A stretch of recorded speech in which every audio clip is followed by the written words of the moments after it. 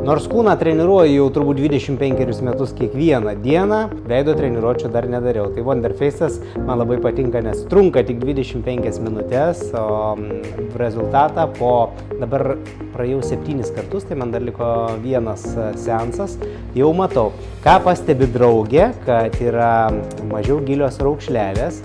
Ką pastebiu aš bendrai, tai aš taip labai vyriškai gal. Aš pastebiu, kad mano veidas atrodo gražiau ir jauniau. Tai man tai yra esmė. Kaip ir minėjau, kadangi treniruojuosi jau daug metų, veido kažkokių tai atskirų treniruočių nedarydavau, o reiktų. Tai ta, pavadinkim, veido mankšta, kuri yra stimuliuojama tų prietaisų pagalba, jinai suaktyvina veido raumenyną ir jisai lygiai taip pat sportuoja kaip ir Bickės treniruočių salėje. Iš esmės į veido masažą aš karts nuo karto nueinu, nes tai tikrai jauninanti procedūra, bet Wonderface'as tai yra pasaulinė inovacija, kur grupuojasi 2 procedūros viename, tai yra neurostimuliacijos ir radio dažnis, kas suteikia maksimalų liftingą. Man patiko, rezultatą matau, tai 2 pagrindiniai faktoriai, kodėl ir jūs kviečiu.